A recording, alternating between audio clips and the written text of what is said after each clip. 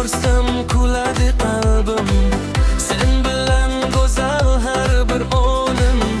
Bir tabassuming yetar menga, meriding bilan to'lar dunyom. Qayerlarga borsam ham seni izlar bu ko'zlarim. Yuragimning eng torida faqat sen bor sevgilim. Keraksan, menga keraksan, yuragimga sen havosan.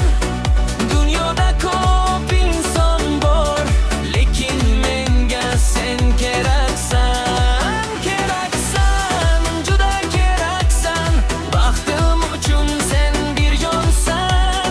Qo'ldan tut, yonimda qol, chunki menga sen keraksan.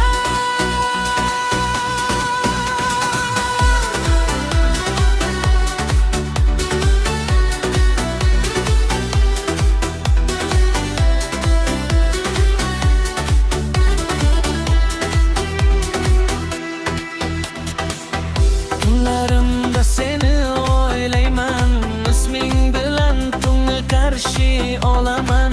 Sen bor joyda bahor kelar, sensiz esa yolg'iz qolaman. Bir umrga seni tanladim, yuragimni senga bag'ishladim. Qanday kunlar kelsa ham mayli, men seni hech tark etmayman.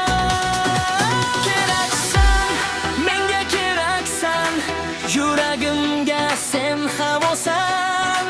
Bu sevgim hech tugamasin, hayotimda sen qolgin. Keraksan, juda keraksan, menga eng aziz insonsan. Qo'limdan tut, yonimda qol, chunki menga sen keraksan. Yuragimda birgina sen, menga faqat sen keraksan.